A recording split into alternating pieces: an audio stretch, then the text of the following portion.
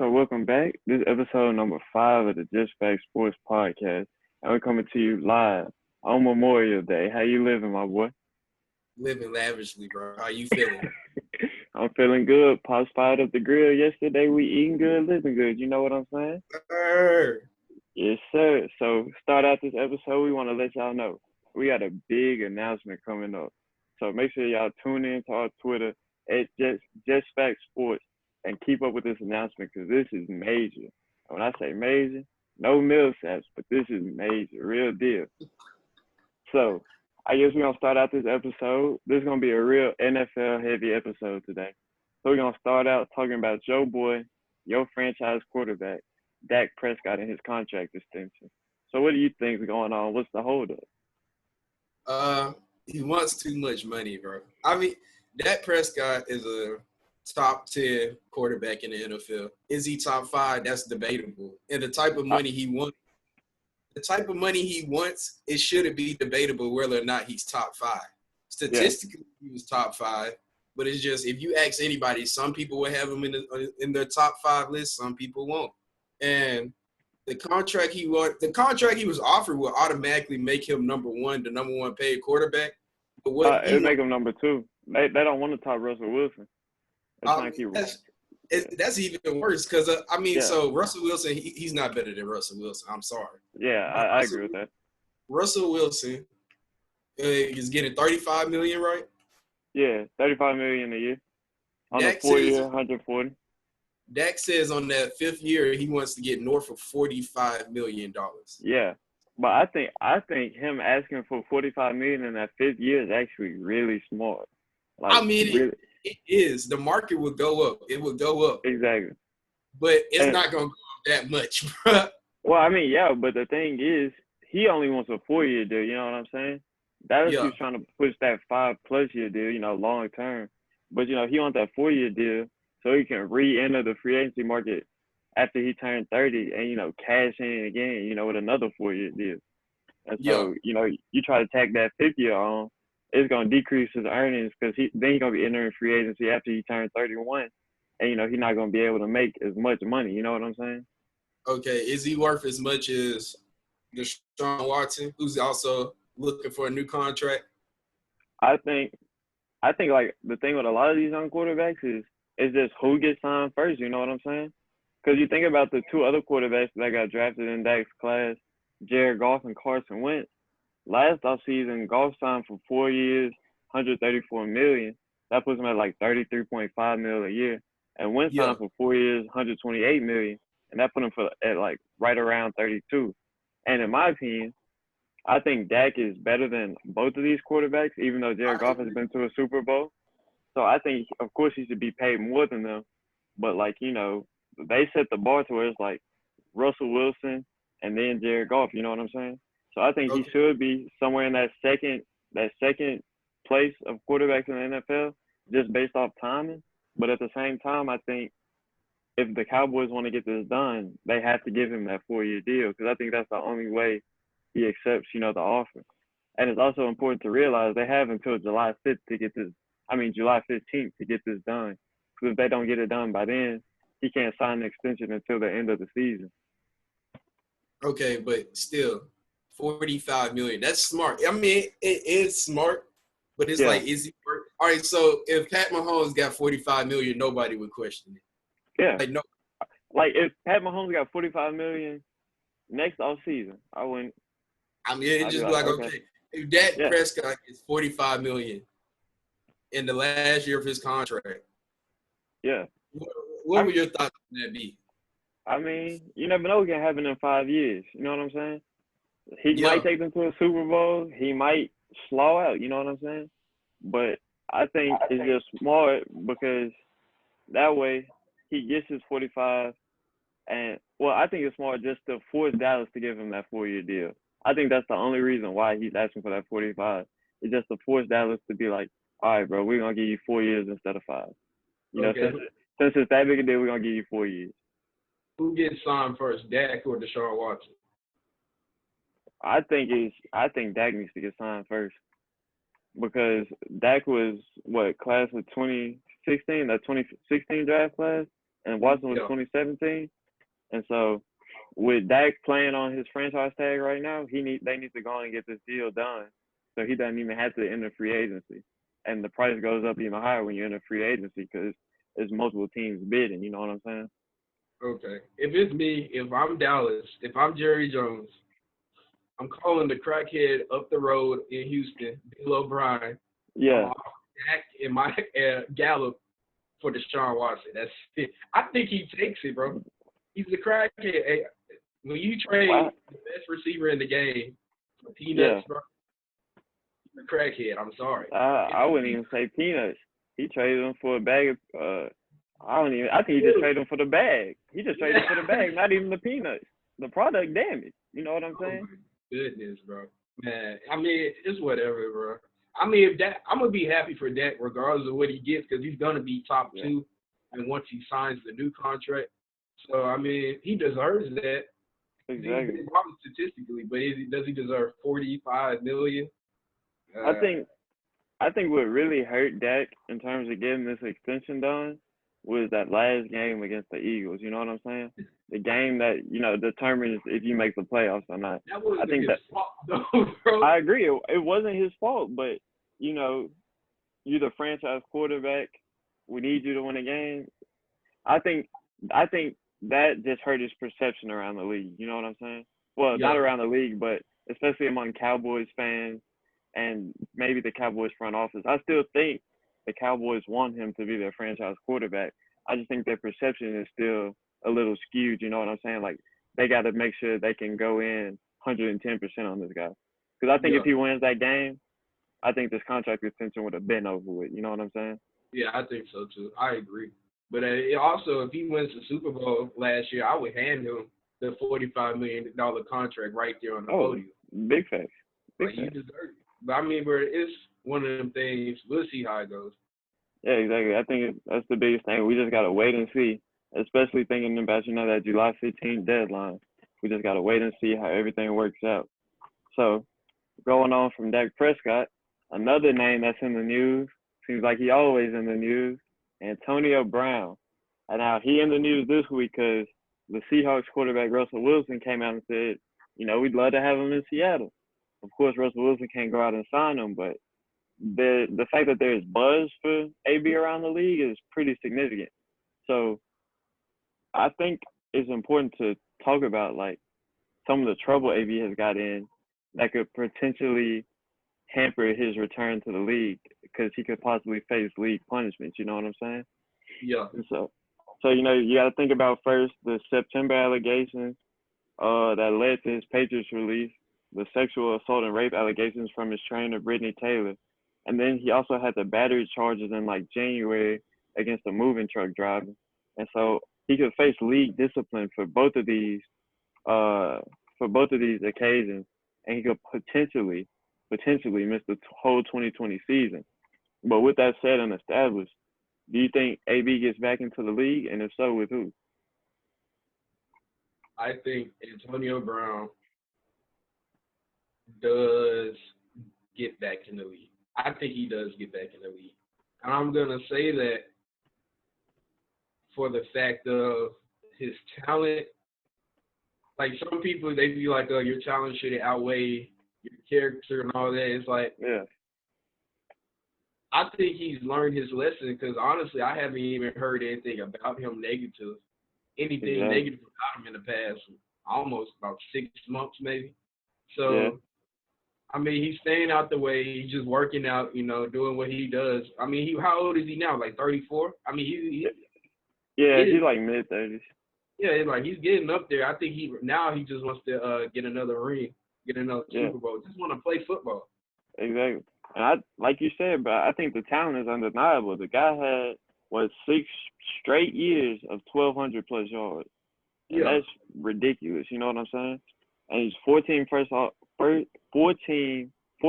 first team All-Pro. And that's just talent you can't deny. You know what I'm saying? And I think especially when you look at it, it's a lot of teams around the league that need a true number one receiver. You think about Seattle. Their leading receiver last year was Tyler Lockett. And I think he's a better number 2 Because, you think about it, he was number 2 at Doug Baldwin. Better suited for that kind of role. He only put up 1,000, right at 1,000 yards. So, Seattle, the fit makes sense. Baltimore, the fit makes sense. Baltimore's leading receiver was a tight end. All these teams around the league need the number 1 receiver.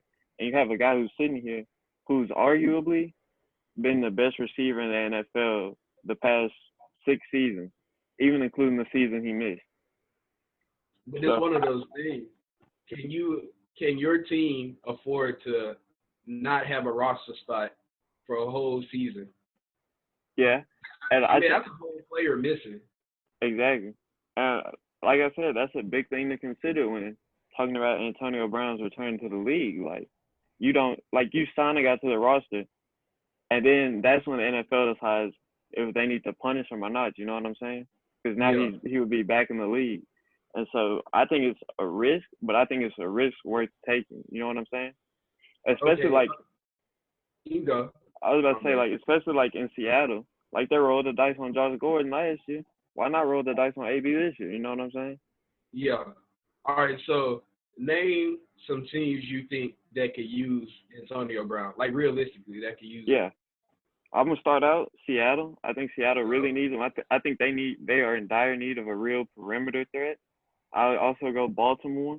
Last year that leading receiver was Mark Andrews. He had 852 yards. And behind him was Hollywood Brown, who had 584. And it's they definitely need a number 1. And then if I had to pick another team, I'd probably go with Green Bay. Because I like to see Devante Adams and AB work. You know what I'm saying? Okay, let me ask you this. I think only one of those teams could survive without a roster spot. I think the Baltimore Ravens is the only team out of those 3 teams that can survive without having – if he potentially missed the whole season, could they still make the playoffs? I don't think the Packers would with the Vikings in there. The Seahawks are in a hard division with the 49ers and the Rams, right? And the Cardinals, they coming up too. So can you survive without that?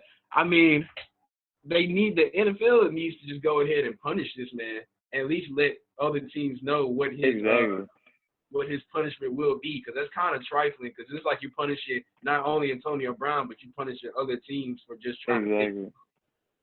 When Josh Gordon, they know what his punishment is every single time. So that was a good point you made. But every team in the NFL could use Antonio Brown. And the only reason, it was just a whole bunch of egos up in Pittsburgh with Ben Roethlisberger and Mike Tomlin, because, they always wanted to be right. But and then what's the next place he went to? Las Vegas. Oakland. It was Oakland when he was there, Gruden is an ego maniac. So and Mayock. Yeah. So he tried to make it work with New England, and then the allegations came out. Yeah. And it's just one of them things. Any team could use him, but could you survive without a season? Yeah. And your point in New England, he played 1 game in New England and had a pretty good game. I think he had 4 sessions, 52 yards and a touchdown. First week out, you know what I'm saying? Yeah, the talent's undeniable. The talent's undeniable. So, talking about Antonio Brown, a lot of people say, he's a bad teammate, a locker room cancer. What do you think about it? You think do you think he could come into a locker room and contribute to a winning culture? I think he is the guy. He has his own culture, if that makes sense. So he's a guy. If he went into a winning environment, it's gonna still be a winning environment, but it's gonna be he throws in his own. I don't know, when somebody's cooking something, he throws in his own seasoning to the whole team. Yeah. So if he went to the Chiefs, they would still be a 13-3, 14-2 team, playoff team. It's just gonna have Antonio Brown in there. When the Terrell Owens came to the Cowboys, they were still a good team. When he came to the Eagles, they were a good team. He just adds his own flair. And I think it's a good thing, honestly, just to get that publicity from the media. Yeah. So Antonio Brown is not a cancer. I think his teammates love him, honestly. Yeah, I'm in the same boat as you. To be honest, Antonio Brown's been my favorite receiver in the league for I don't know how long. Like, Yeah. that's a guy that's like, you can't deny the talent. He has fun on the field. And, he just, like, seems like a good guy to be around. Like, people point to the Oakland situation, and I'm like, I probably would have done the same thing, too. You know what I'm saying? I would have tried to get out of there. Because you think about it, bro, like, they gave him the $215,000 fine for, not showing up to practice, called it, conduct detrimental to the team. And by fining him, that took away $24 million of his guaranteed money. So of course I'm Yeah. gonna try to get out of there. I'm basically playing week to week now. I ain't got no guaranteed money. If I get hurt, I'm not getting paid. I'm gonna try to get out of there. So Yeah. like, I think like when people see AB, they just need to realize like there's a reason, especially when he was in the league. I can't justify his actions, like the sexual assault case, the battery charge. Like I'm not even gonna try to justify any of that. But I'm saying like his time in the league, like everything he did was justifiable. Like you can't, I can see no argument being there for him being a detrimental teammate. Look at Pittsburgh. I say Ben Roethlisberger was more detrimental to that team than AB. So I think like, as you said, he just adds his own flair to the team. I think he'll be a good addition wherever he goes. It's just, I really think when all of that hit, there's this saying, when it rains, it pours. And it's just like, yeah. After the first thing, what he had frostbite on his feet, and he started missing practice. And they tried to, I would have done that too. I would have been like, yeah, I'm not practicing if y'all not going to give me my money. Exactly. It'd be one thing if he was the middle of the road receiver. He was the best in the game, bro. The Ravens would have made playoffs with him on their team last year. Yes. Hands down. All right. And so, as I take on AB, now here comes another hot take. So this week, the news is slow today or this week. So 2 receivers got at it on Instagram. NFL on Fox made a post with a poll asking which one is tougher. A, to make a catch while being guarded by Defensive Player of the Year, Stephon Gilmore, or B, break up a pass while guarding Mike Thomas. And so Devante Parker, wideout for the Dolphins, of course answered A. He plays in the same division as Stephon Gilmore, knows how tough of a competitor he is. And Michael Thomas took offense to that. He's told him he saw Devante Parker's comments and replied, "For you, yes, go run some numbers up, then you can talk. I lapped you, and you've been in the league longer than me, first rounder." And so to that, Parker responded, "Got some hard feelings there, brother? Let me get targeted 300 times a game." So it's getting spicy. And then Thomas comes back and says, "In other words, you weak. They don't even put your name in the same sentence as me. Remember that. You still not going to do nothing. It took you 6 years and 17 weeks to have a good game. GTFOH. Blame your parents, not your QB." Ooh. So Mike Thomas getting a little spicy. So what do you think on the whole Parker-Thomas debate? I think they're both right, but I think Mike Thomas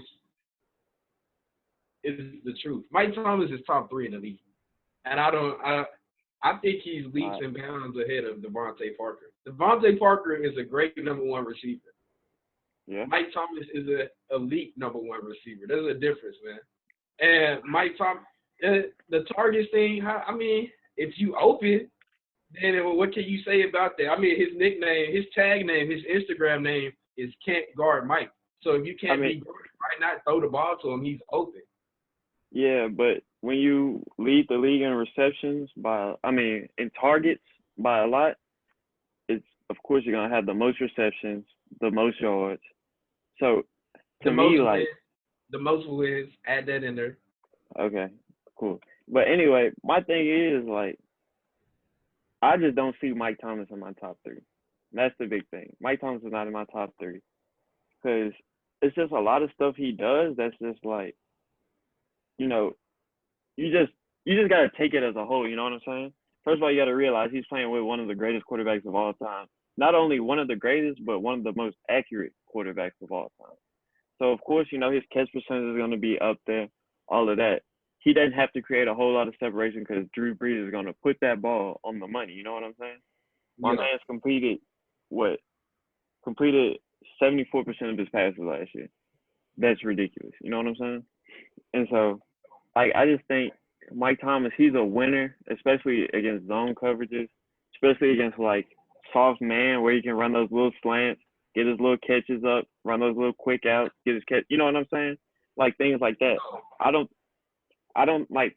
To me, Mike Thomas is only a level 1 threat. Like 10 yards and shorter, that's where he's a threat. You make him stretch the field, he's not that much of a threat. So I'm not gonna disrespect him. I would still take him over Devante Parker, but he's not top 3 in the league to me. He's not elite. Is that what you said? Okay. So if I were to make it like a pyramid of receivers in the league, you got the Julios up top. Then you got I would put him in that second tier of receivers. How many receivers do you have in the first tier? Probably 2. Julio and D-Hop. Maybe Mike Evans. Who? Maybe Mike Evans. Who? Mike Evans. Oh my God, bro. Because Mike Evans kind of nice. He just slept on.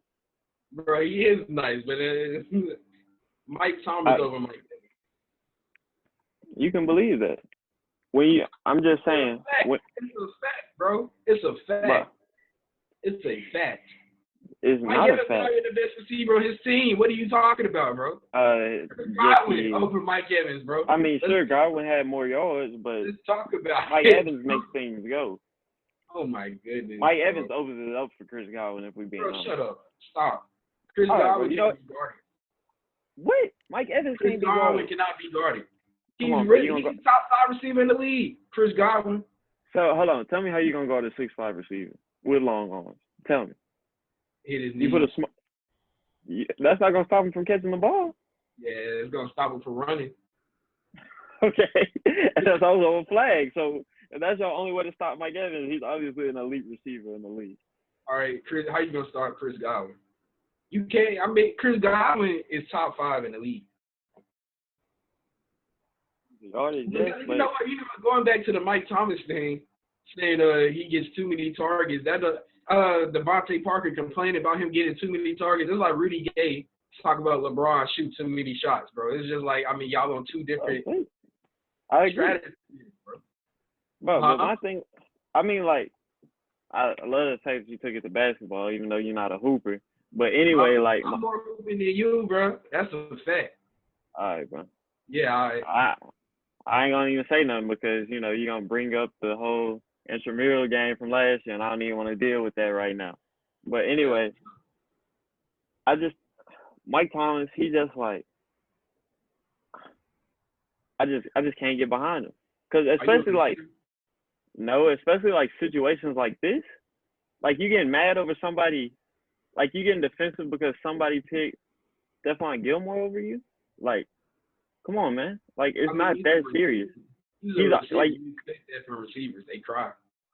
But no, you don't. I mean, first of all, he's on the super sensitive end of receivers, if we're being honest. I've never seen – there are a number – think about guys who don't make no noise, but still – Keenan Allen. Keenan Allen is a beast every year, and you never hear him complain or anything. He's just out there balling. You know what I'm saying? Okay, that's fair enough. My thing with Mike Thomas is, bro, I'm going to leave it at this, then we're going to go to our top 3s. The man got 185 targets last year, bro. 185 what? Targets. Okay. 149 receptions. If you have that many targets and you still have a high catch percentage, bro. All right, since Parker and Mike Thomas came in the league, Parker came in 2015. Thomas came in 2016. The catch percentage 2016 for Mike Thomas is 76%, 70%, 85, and 80. He caught 80% of his passes last season. For Devante Parker was 64 in 2016, 59, 51, and 56. All right, hold on. Can we 64%. Can we talk about something real quick though? Yeah. Let's talk about the quarterbacks that Devante Parker has played with. My man played with Ryan Tannehill. Tannehill is accurate. Okay. He's all right. Matt Moore. Okay. Please. Accurate. No, Matt Moore was a gunslinger. He had no accuracy at all. He was just a gunslinger. Jay Cutler. Jay Cutler played with the Dolphins. Yeah. That don't count, bro. I don't think he played a game with the Dolphins. Bro, he did. He was a starter. After they traded Tannehill, he became the starter. Did he get in? Yes, he started 16 games. He started the whole season. Wow, I missed that season. Maybe it's because it was the Dolphins, bro. Nobody cared. Anyway. Yeah, true. Ryan Fitzpatrick and Josh Rosen. Accurate. Now, if you're going to tell me that any one of those quarterbacks is more accurate than Drew Brees, you're lying. I didn't say more accurate. That's not what I said. Okay. Also, it's not even just the quarterback. The Dolphins are a terrible franchise. Come on, man. A terrible O-line, no run game. Like, I understand, you know, it took him a while to have a breakout season, but still, the fact that he's coming into his own in the league now, and it just took time for them to get the right pieces and start moving in the right direction in Miami. Okay, so, I mean, this is going to be his best season yet if Tua is the quarterback at the point. I agree with that. But he's still not on Mike Thomas's level, bro. Like I said, I don't think he is either. But I don't think Mike Thomas is as great as a lot of people make him out. You don't think so? Mike Thomas is going to be a Hall of Fame receiver. Yeah, he's going to be because he gets force-fed. Oh, and he gets wins. They've been the number one seed for the past 2 years going into the playoffs. I've never heard somebody say receivers make a team win, but I appreciate it. I mean, he does. He does. Sure, I'll give it to you. I say Sean Payton. I say Sean Payton and Drew Brees get them the wins, but if you want to give it to Mike Thomas, you got it. I mean, Mike Thomas contributes to it, just like Alvin Kamara contributes to their wins.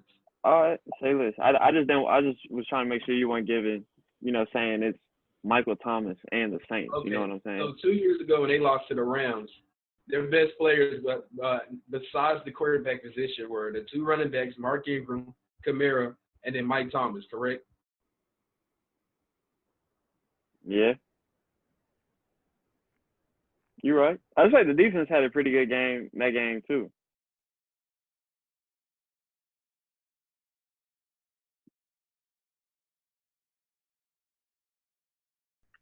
And so, anyway, who are your top three receivers in the league? Top three. All right, so you got DeAndre Hopkins and Julio, of course. Which one's one? Which one's two? If I was having a draft and I had to draft one of them, I'm going to take DeAndre Hopkins. So DeAndre Hopkins is one. Okay. Julio is two. Number three, I'm going to take. Oh man. Okay. Number three is.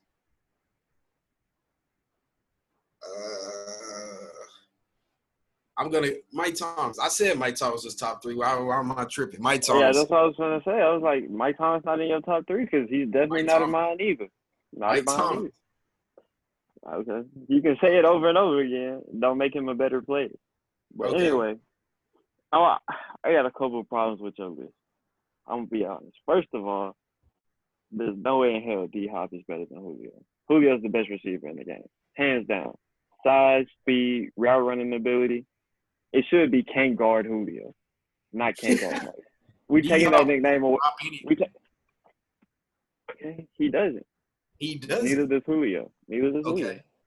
Julio got great hands too. He also got that ridiculous moss ability. He also can't score. Yeah. Why? Okay. I love it when people say Julio can't score. Julio can't score.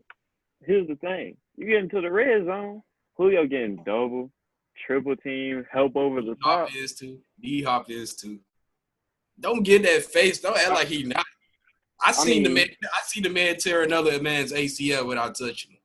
I mean, yeah, but I'm just saying, D-Hop had 7 touchdowns last year. Julio had 6. Okay. So, I mean, and like. Before that, Julio had, like, what, 1? Maybe 2? Nah, he picked it up. I want to say he had 6 last year, too. Because, like, he didn't score till, like, week 8, and then he ran off, like, some touchdowns. But anyway, my thing with especially like premier receivers, you get into the red zone, you getting covered, and especially playing in Atlanta where you got Calvin Ridley, you had Austin Hooper, and you had Mohamed Sanu for part of the season. They gonna get their touches in the red zone. You know what I'm saying? They gonna run their touchdowns up because they facing single covers a lot of times. So I don't see like Julio touchdowns being a problem.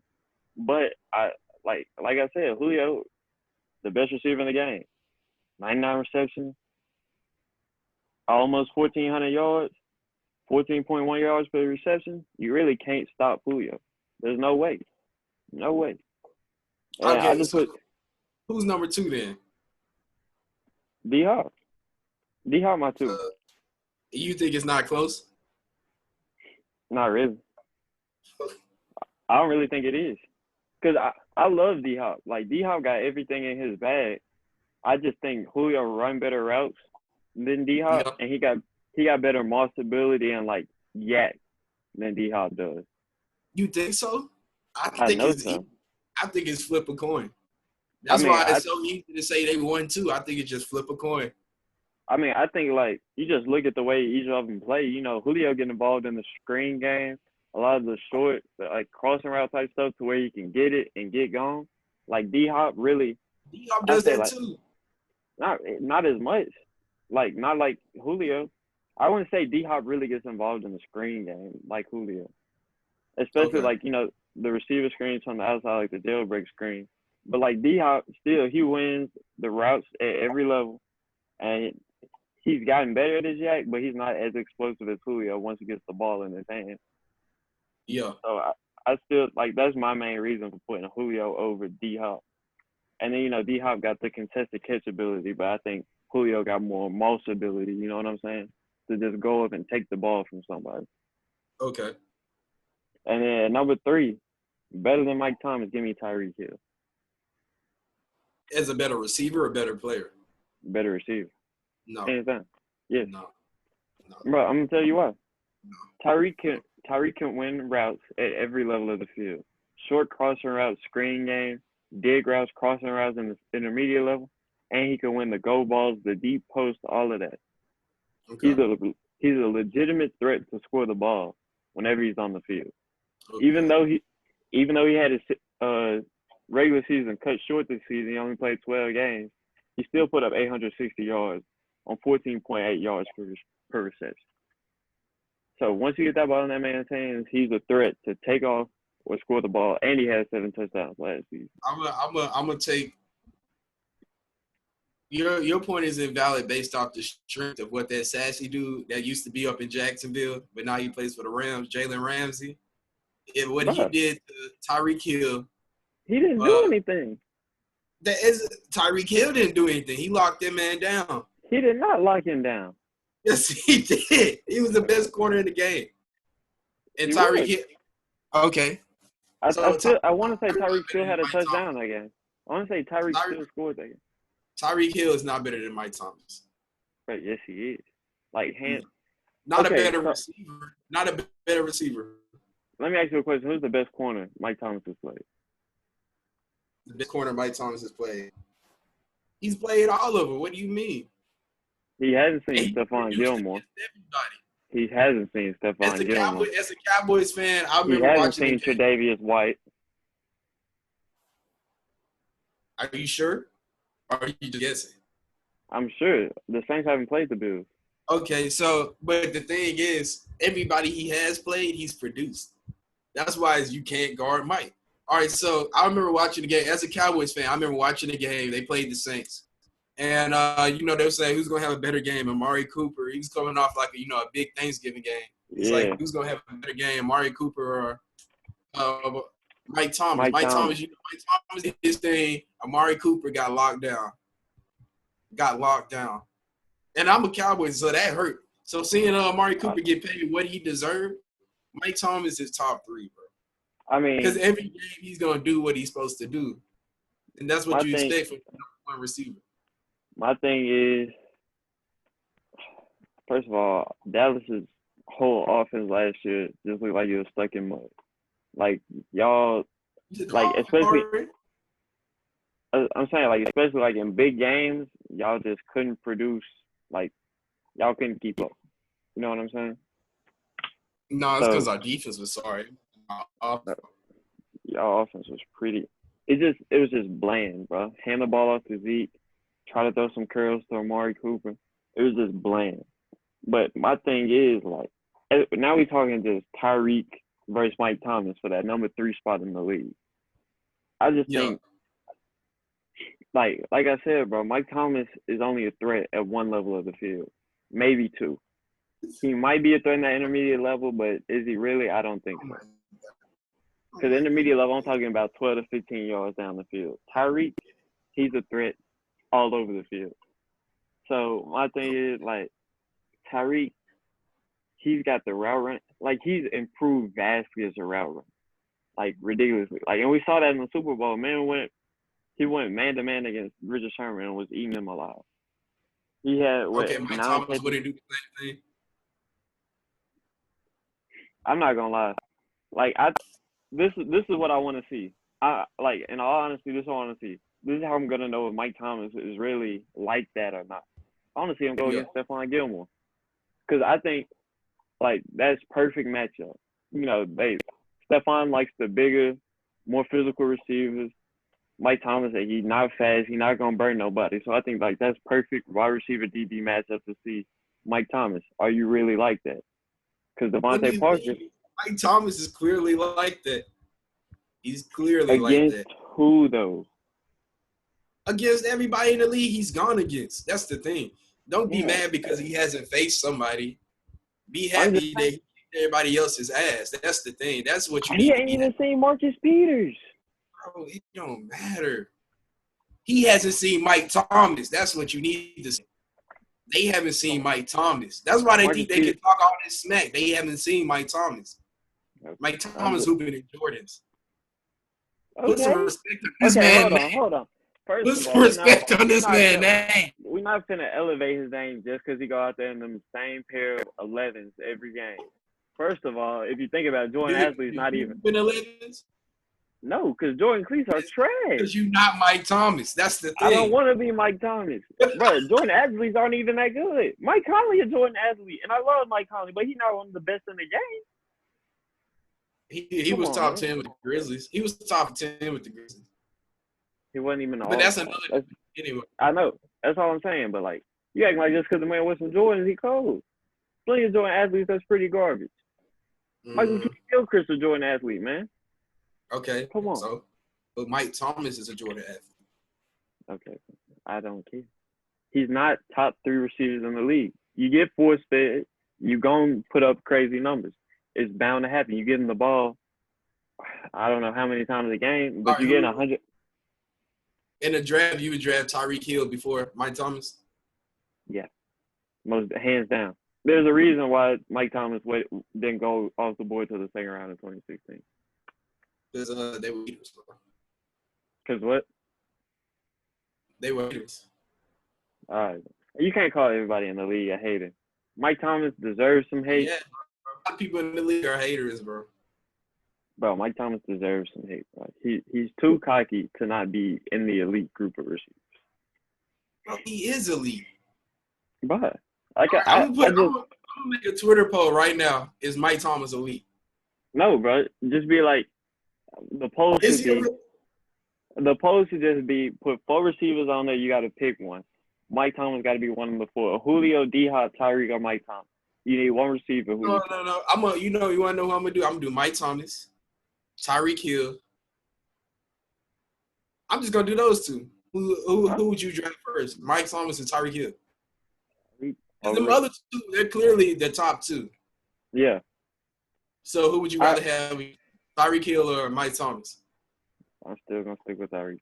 But I appreciate that, because that's something I can really agree with you on. A lot of New Orleans fans try to say Mike Thomas is the best receiver in the league.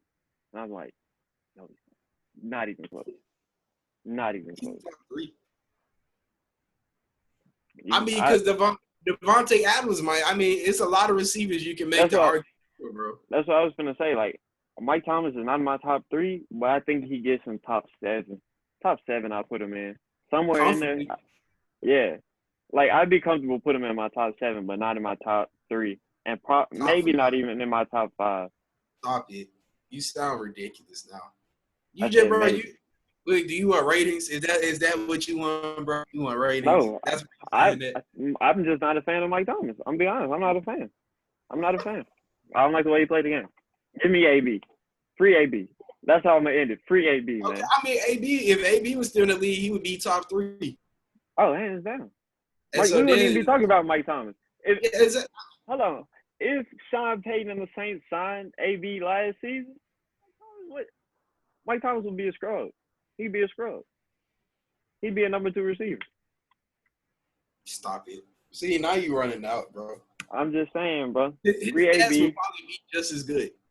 No, It might be split up a little bit, but the touchdowns would still be up there.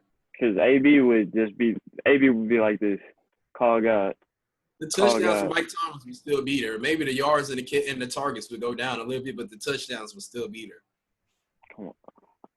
I mean, yeah, probably. Because what he had last year, 9 touchdowns, I can see it. But like I said, bro, you got to realize he's getting force fed because nobody else in New Orleans was really a pass catcher. Was really a pass threat. You just said the same thing for Devante Parker and the Dolphins. So what is it really, bro? Bro, I did not say the same. I said first of all, with Devante Parker, I said they had terrible quarterback play. The Dolphins were just a terrible team. If the quarterback can't get the ball to you, and you also got to realize his first 3 seasons in Miami were with Jarvis Landry. Okay. Of course he's not gonna put up crazy numbers when you got Jarvis Landry in Miami with you. So, I mean, Mike Thomas was hooping with 2 All-Pro running backs. bro, I mean, don't act like it's nothing. You hand the ball off, that's the clock running out. I'm just saying, it's a passing league. It's a passing league still. You're gonna have to throw the ball. You got to. You can't win. This ain't the 60s no more, bro. You can't just the Titans did it. Yeah, but they still threw the ball successfully. It's not like they were just every play, they were. They were. Did you watch New England? Did you watch them play Baltimore? Yes, I watched every game. And what were they doing? Hand it off, third down, throw it.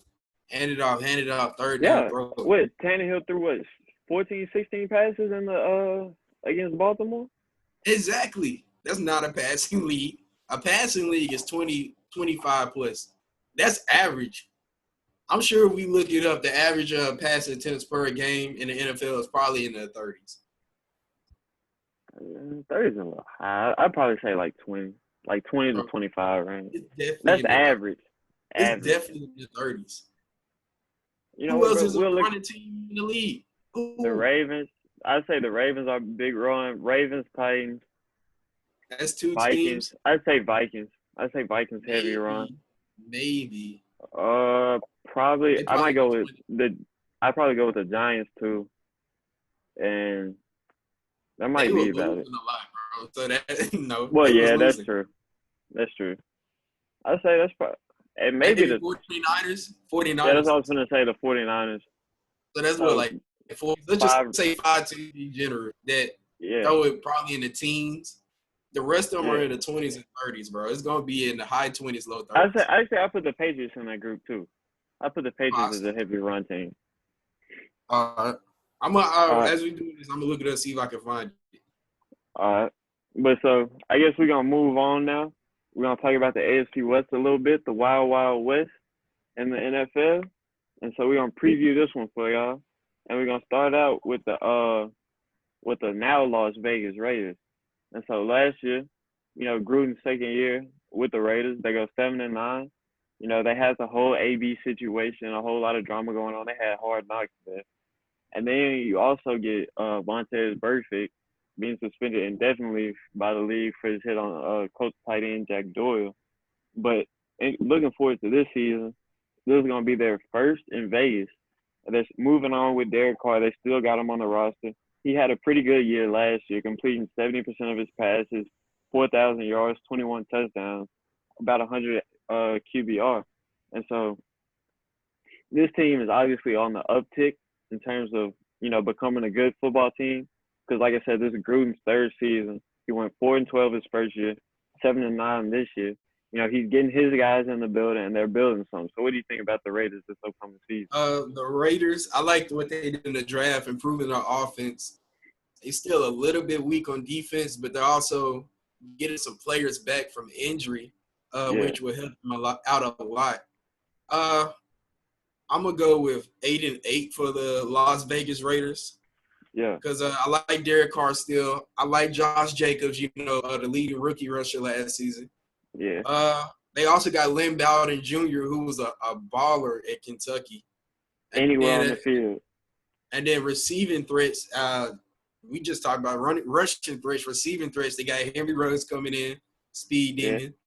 Tyrell Williams, still a speed demon. And then they got the leading tight end in Darren Waller.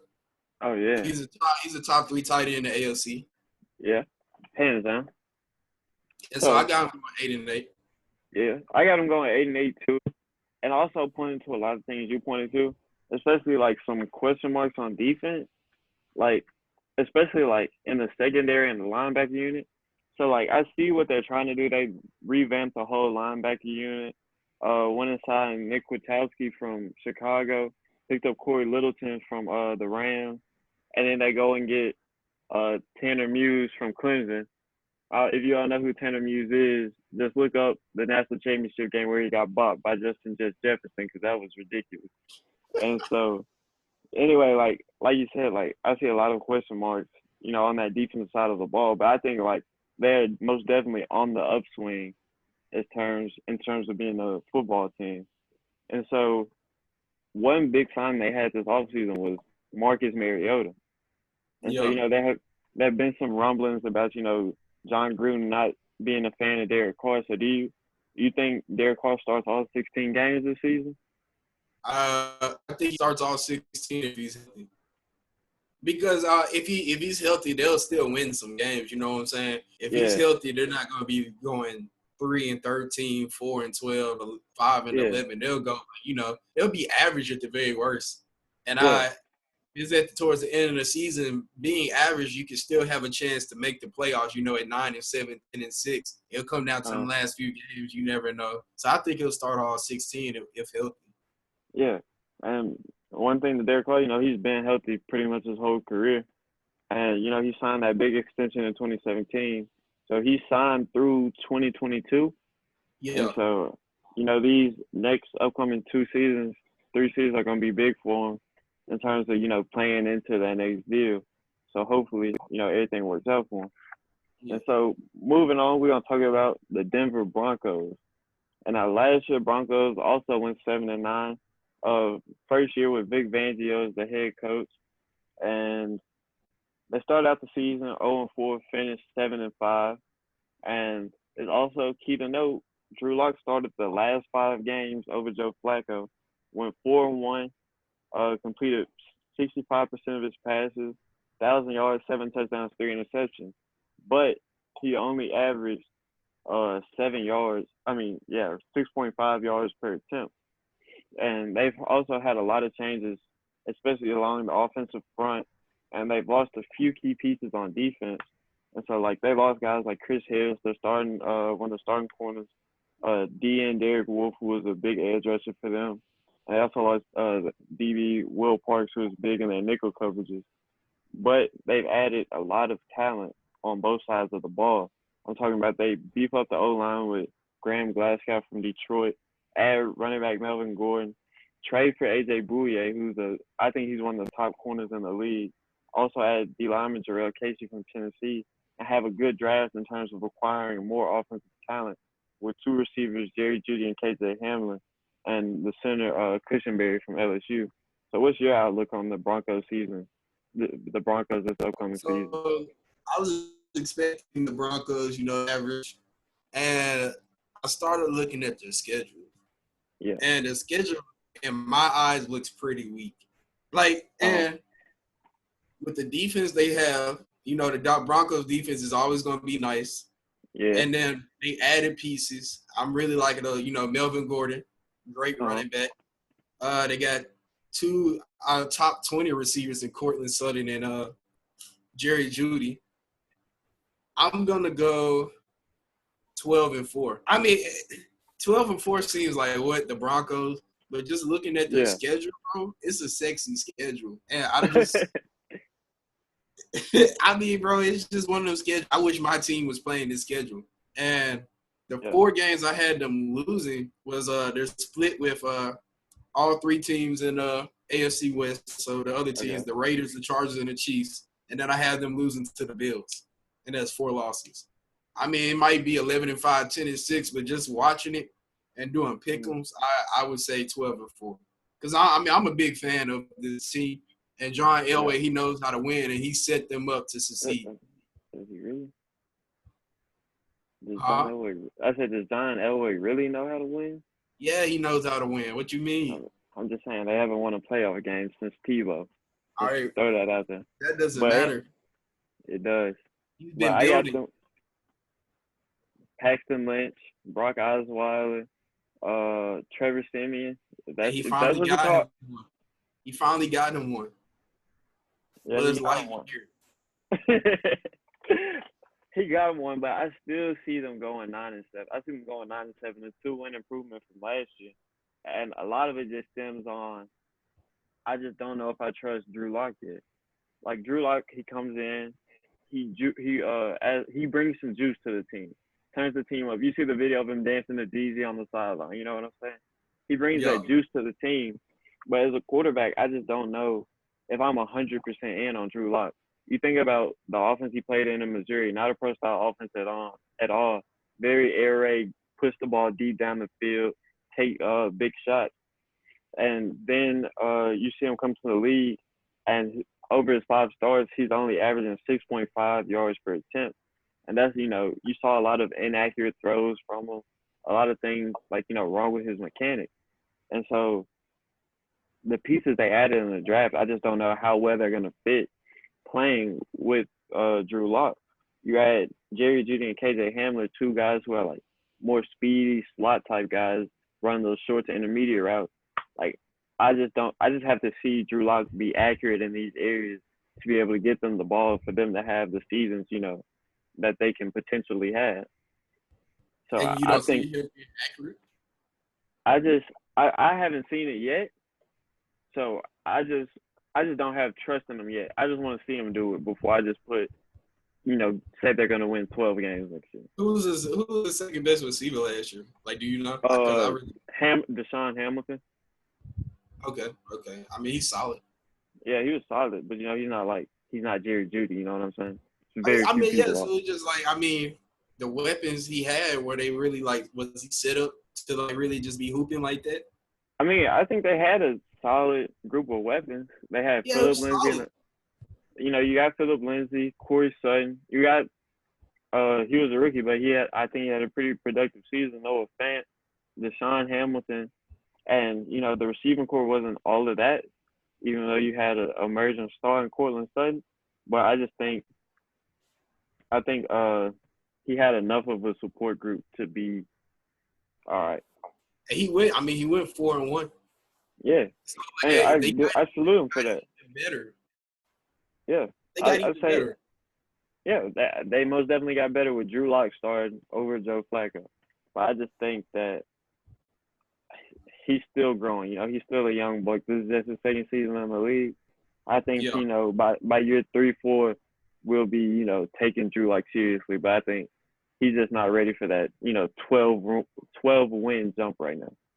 Okay, I mean, all right. So the defenses that he's playing, let's just think about defenses. Yeah. He played the Titans week 1. It's a solid defense. It's pretty good. Yeah. Pittsburgh is solid. Tampa Bay and the Jets. They have garbage. A secondary. And oh, whoa, they secondary. Garbage. Outside of Jamal Adams, garbage. That's what I'm saying. It's you play the Patriots, you got Gilmore. Who else is on their defense? Van Noy? No, Van Noy went to – twins are gone. Yeah. No, the McCourty twins still there. Van Noy gone. I'd say the Patriots secondary is still solid. They just got a lot of losses, especially in that front 7. The Dolphins defense. I think the Dolphins defense could be scary this year. I'm gonna let you know. And I'm gonna say, the Chiefs defense. And that's nothing to worry. Yeah, it's nothing to worry about. All right, the Falcons defense. Yeah, big. The Raiders. No. Yeah, The not at all. Chargers. All right, the Chargers. Yeah, They the got to play the Chargers. Chargers. They'll split with the Chargers. I don't know about that. I think the Chargers are gonna take both just off the strength All of right, their they defense. might. I mean, they might. I think it's just gonna be a split. It's a toss-up. They got to play the Saints defense. The Saints defense, they sketchy sometimes. You never know about that. I agree, but I just think the Saints gonna outscore the Broncos. All Just right, gonna go so crazy. they got to play the Panthers defense. I can't. Ever since Luke Kuechly gone, I don't even think I can name anybody on the Panthers defense. Brian Burns. So the Bills defense probably the best in the NFL. Definitely top 3. Yeah. And that's it for all the teams. Yeah. So what is like 3 defenses that's like, it might just really give them trouble. Yeah, but my thing is, it's still a young quarterback. Like, you just think about, like, all the success Bill Belichick has had playing young quarterback. And just now, even though he's been in this system for a whole, 2 years now, I still think, there's still going to be some growing pains just being a young buck in the league. Okay, that's fair enough. All right, and so moving on, talk about the Chargers. And so, big news with the Chargers this offseason, Phillip Rivers is gone. And personally, I think whoever starts next year for the Chargers is going to be a vast improvement over Phillip Rivers. Because Rivers, last year, he threw for 23 touchdowns and 20 interceptions. Not quite James numbers, but close enough. And so they went 5-11 last year, but they lost 10 games by 1 score. So, it's like they had the talent to compete. It was just, like one big play that swung the momentum of the game and, changed everything for them. And so, anyway, like I said, we talk about Phillip Rivers leaving. There's a lot of talent on this Chargers team, as always. But it seems like the injury bug always comes to bite them. But this year, I think they did a great job in adding even more talent on both sides of the ball. They go out and get cornerback Chris Harris, add big man Linval Joseph, get Trey Turner to shore up the interior of the offensive line. And they had a good draft in terms of getting Justin Herbert, outside linebacker Kenneth Murray, and running back Josh Kelly to replace Melvin Gordon. So what's your outlook on the Chargers this season? I'm basing mine off Tyrod Taylor beating the starting quarterback for the Los Angeles Chargers. Okay. And I have them going 6-10. And I think a lot of their games are going to be low scoring. Okay. I just don't see them being successful. I think Tyrod Taylor's better than Justin Herbert. So, But I don't know. It's just something about – maybe it's just because they're in a hard division. I don't think they're a sorry team by any means. They're not. I think all their games, going to be in the teens. Final score going to be like 20-17, 20-14, something like that. But I just don't – they're in a hard division. I just don't see them. They're going to be in a lot of one-score games again. And I have them going 6-10. But I like, the supporting cast around the quarterback. Yeah. You got Austin Eckler, Keenan Allen, Mike Williams, Hunter Henry. I'm just gonna go. It's just one of them. They're in a hard division. I think if they're in any other division, they go at least 8-8. Yeah. All right. So, like similar to you, I kind of base this on Tyrod Taylor being the starter throughout the season. I also, consider like a lot of their success this season is going to depend on how healthy the team is, because it seems like the injury bug always bites the Chargers, and quarterback play. Those are the two things that are going to determine the season. Because you think about their defense, I think they could potentially have a top 3 defense in the NFL, and they might arguably have the best secondary in the NFL. And so you pair that secondary with Melvin Ingram and Joey Bosa on the edge and the speedy linebacker core, and I think, this is a very solid defensive unit. So I got them going 10-6, and I got them losing like games where I just think it's going to be, basically they're just going to get beat based off talent at the quarterback position. So like the games I got them losing is to the Chiefs, the Saints. I got them losing to the Broncos, the Raiders. I got them losing both games to the Chiefs, and I also got them losing to the Patriots. just off the strength that if Justin Herbert so happens to start, Bill Belichick's gonna eat him alive. If Tyrod starts, Tyrod hasn't had any success against Bill Belichick in his career, so that's why I just got the Patriots winning that one. But yeah, so like I think I have faith in Tyrod. You know, he led the Bills to the playoffs in 2016, really running a ball control offense, and I think that's the game plan for the Chargers to employ this season. It's just a ball control offense, rely on the defense, take advantage of mistakes, and just score, but eat time off the clock. Okay, I mean it's fair enough. I just think a lot of those games are just it's gonna be if they have to score at the very end, could they do it? Yeah, to be honest, I think they have the weapons to do it. I just don't know if the quarterback is going to be able to do it. Yeah. So especially like you think about the first Browns game last year, Tyrod I gave it to him like it was an ugly game, a lot of rain, all of that. But Tyrod trying to win that game in overtime, even though the game ended in a tie. That Browns offense just couldn't get it done. To win the game. So moving on, I think this one's like pretty easy. We're gonna talk about the Chiefs Super Bowl champs last season. The only bad spot with the Chiefs, I think, is their rush defense. They were 26th in the league in rush yards allowed and 29th in yards per carry. So I think like that's the biggest glaring hole on the Chiefs team, and they did very little to address it. So what are your outlooks on the Chiefs this upcoming season? The Chiefs have the best offense in the league, maybe in the history of the league. Yeah. I only have them losing 2 games, maybe 3. The 2 games I have them losing is to the Bills and at Broncos.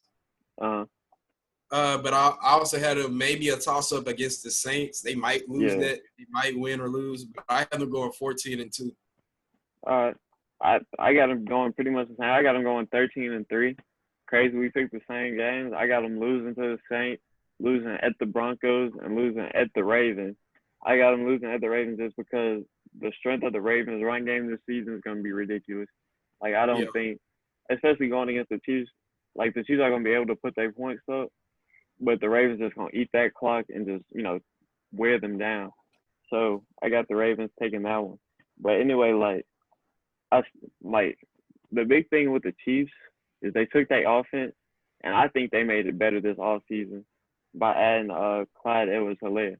Like, they're returning everybody, but bringing in Clyde Edwards-Helaire gives them a real, I think he's an improvement over Damian Williams. He did great, standing in for LaShawn and Kareem Hunt. But I think Edwards-Helaire is just going to be that complete back that takes that offense to another level. I agree. You can't stop them, bro. Yeah. And, 14-2, 13-3, they're going to be the 1 seed going into the playoffs. You don't think so? I think Baltimore is going to get the 1 seed this year, honestly. Maybe. Yeah. But they're going to win the division. They're going to be a top 2 seed in the playoffs. You said top 3 or top 2? I said top 2. Okay. So they both had the bottom. The Ravens. The Chiefs are winning the Super Bowl again, barring injury. If everybody's healthy, nobody's going to beat the Chiefs. Nobody. I think Baltimore Chiefs is a toss-up to me. I just think either one of them is dangerous enough to win the Super Bowl. I think Pat Mahomes is about to go on a 3-peat. Like Jordan. I love to see it, but I honestly think the Ravens take it this year. The Ravens are just to me, the Ravens are a more complete team than the Chiefs. They got the defense. They got the run game. I think the passing game is going to come along more this year. So I just think, in terms of being a complete team, the Ravens are better than the Chiefs. I think they're especially on the defensive side of the ball. They're 1 piece away. I don't know what that piece is. Oh, no. The Ravens. Yeah, they're 1 piece away. I think their 1 piece is a legit number 1 receiver. If it was 1 piece they needed to really propel them, undeniably ahead of the Chiefs, I'd say a true number 1 receiver. Okay, that's fair. Yeah. And so, I don't know, Chiefs, like you said, they're gonna be best in the AFC. I mean, AFC West hands down. Arguably best in the AFC, the whole conference. I just think, like I said, it comes down to that defense, that side of the ball. If they can, find a way to gel together as a unit and play well together, because I just think they had some substantial losses from that Super Bowl team. Cornerback Kendall Fuller went back to Washington. They lost one of their edge rushers, Emmanuel Ogba, and they lost linebacker Reggie Ragland. So, replacing linebacker and improving that secondary, and like I said, they had a terrible rush defense. So improving that defense by adding some weight in it, I think that's what they really need to look to in order to, better their chances. I don't see any faults in the team, bro. So, I mean, you can say all of this. It doesn't matter. They was down double digits in all their playoff games. Yeah. You're right. Like, a great offense can – won by double digits in all of their playoff games, bro. It doesn't matter. I just – like I said, bro, that great offense masks a lot of the flaws. But if one day that offense isn't hitting like it's supposed to, it could be scary. You know what I'm saying? Especially playing against the Ravens, where you don't know how many possessions you're gonna get. I mean, they said the same thing against the Titans. The Titans and the Ravens both are heavy rush teams, and they just like that, bro. But I also think the Ravens defense is 10 times better than the Titans. Bro, let's end it, bro. I'm ready. Let's just end it, bro. All right, so that's our episode for this week. Make sure y'all follow us on Twitter at JustFactSports. Keep up with this announcement we got coming to you. And we're going to keep bringing y'all content throughout the week. So I hope y'all enjoy. Y'all have a safe Memorial Day. Have a good week. Keep social distancing. Big facts. Let's get this over with. Stay home and Corona, man.